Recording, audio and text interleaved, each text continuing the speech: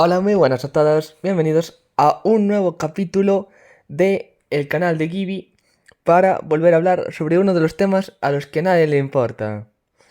Bueno, en el vídeo de hoy vamos a hablar sobre el trigo. ¿Por qué? Porque es la cosa más aburrida de la que fui capaz de encontrar información. En verdad no, es una broma. Depende para quien se lo quiere tomar. Hay quien puede tomárselo como algo serio. Pero no, realmente, chavales, busca la cosa más aburrida posible de lo que podía hablar.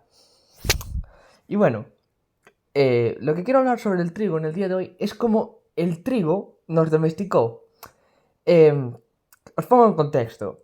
Esta idea surgió dado que en su libro Sapiens, de animales a dioses, escrito por el escritor israelí Yuval Noah Harari, presenta una perspectiva provocadora sobre la domesticación del trigo. Este argumenta que en lugar de que los humanos domesticaran el trigo, fue el trigo en que en cierto sentido domesticó al Homo sapiens. Hace unos 10.000 años, el trigo era una hierba silvestre confinada a una pequeña región de Oriente Próximo. Sin embargo, en pocos milenios se extendió por varias áreas del planeta, convirtiéndose en una de las plantas más exitosas en términos evolutivos. Haceos a la idea.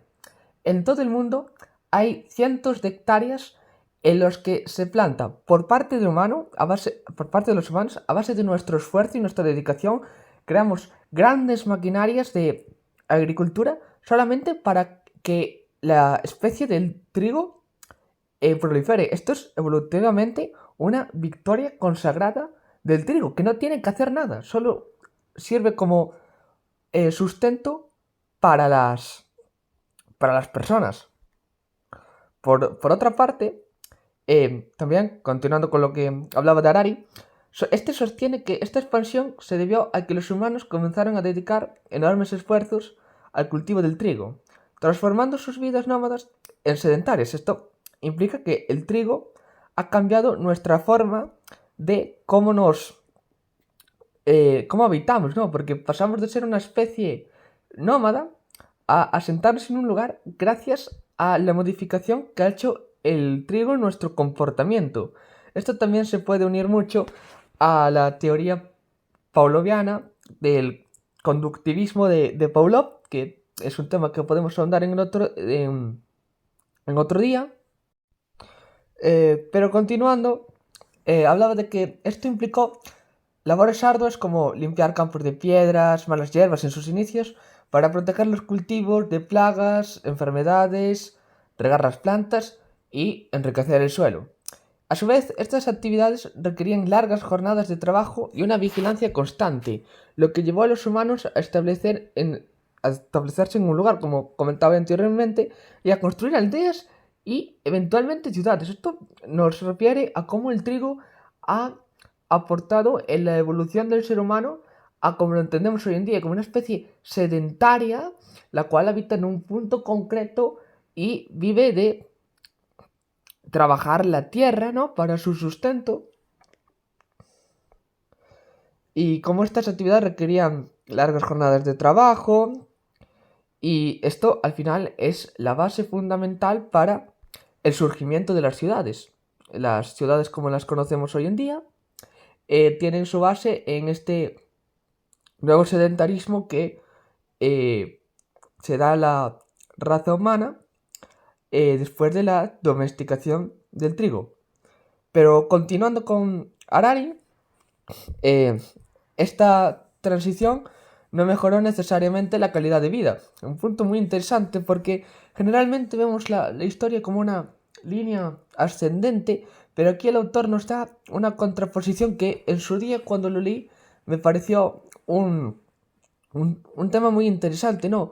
Porque contraargumenta todas las cosas que nos han enseñado, por ejemplo, en el instituto, sobre cómo el neolítico supuso una mejora fundamental en la forma de vida, dado que este argumenta que, en contraposición, lo empeoró, dado que las nietas se volvieron menos variadas, la dependencia de las cosechas aumentó, la vulnerabilidad a las hambrunas, y la concentración de personas y animales facilitó la propagación de enfermedades. Estas son cosas que Nunca se nos habla en el sistema educativo sobre estas cosas, pero son muy interesantes y, sin embargo, desde la perspectiva del trigo, todo esto de lo que estoy hablando está relacionado, esta relación fue altamente beneficiosa, ya que permitió su proliferación masiva y su presencia en regiones donde antes no existía, como puede ser América. Y este es un tema muy interesante, en el que podemos ver, porque siempre nos preguntamos cuál es la especie dominante en la alta amalgama de seres vivos que habitan el planeta, y muchas veces, quizás en una visión antropocentrista del mundo, nosotros vemos al ser humano como el claro y todopoderoso dominador del planeta Tierra, pero la evolución no confiere a la especie que en este caso tenga una mayor conciencia sobre su realidad y a lo sumo tenga una mayor inteligencia como la especie superior del planeta, sino que la evolución concibe a esta como un proceso en el cual sea capaz de sobrevivir. La mejor especie en este caso sería la que es capaz de hacer perdurar más su especie y multiplicarse más, que en este caso, si lo cuantificamos en un valor de masa viva por especie, la especie claramente más dominante sería, no estoy seguro de cuál sería exactamente, pero serían los insectos, a lo que yo, sin saber el dato exacto, alegaría que las hormigas que son unos seres muy interesantes de los cuales podemos hablar en otro podcast, pero bueno, las hormigas, seres muy interesantes. De hecho, intentaré poner aquí una imagen de cómo las hormigas tienen sociedades muy bien organizadas en sus colmenas. Quizás voy a intentar poner, quizás ponga, voy a poner en la descripción del vídeo un vídeo muy interesante sobre un experimento que se hizo con cemento, poniendo cemento en una colmena de hormigas y viendo la inmensidad de tamaño que tenía esta colmena y la complejidad que posee, que eso lo podemos ahondar en otro vídeo, pero la verdad es que las colmenas de hormigas son ciudades subterráneas, parecen una especie de ciudades subterráneas, las cuales la verdad son ampliamente impresionantes en mi humilde opinión. Después, bueno, también hay otras especies que tienen otras capacidades de supervivencia. Por ejemplo, los cocodrilos son una especie que lleva existiendo desde antes desde antes de la existencia del ser humano, incluso de los dinosaurios, y siguen existiendo. Entonces esto quiere decir que su material genético es muy bueno, dado que ha permitido que la especie, sin prácticamente ningún cambio en su genoma, haya podido seguir existiendo y estando en una situación muy buena.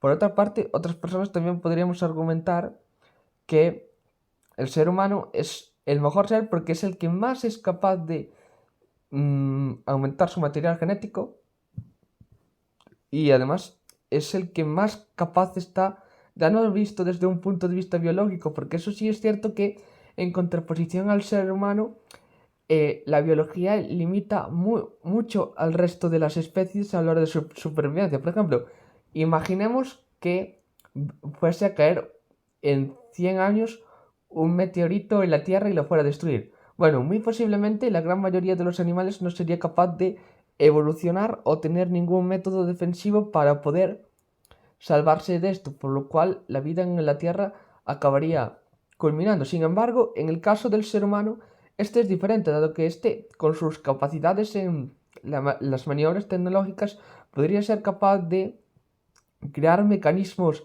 de protección, como podría ser lanzarle un misil al asteroide, el cual no creo que funcionase mucho, o viajar a otro planeta para poder huir de la destrucción masiva que se acabará llevando en este, lo cual también es es un método evolutivo que demuestra la clara ventaja a la hora de la supervivencia que ha formulado el ser humano gracias a su intelecto. Y bueno, un nuevo formato de vídeo que estoy realizando. Vamos a ir dejándolo por aquí. Y solo decirte que si has llegado hasta aquí, quiero que me comentes en comentarios con la palabra Sapiens. Y bueno, hasta aquí ha llegado el podcast del día de hoy. Espero que os haya gustado. Un podcast un poco más corto. Bueno, de hecho no un podcast, no lo voy a poner ni en la descripción podcast. Es un nuevo formato de vídeo y veréis que hay más imágenes y eso.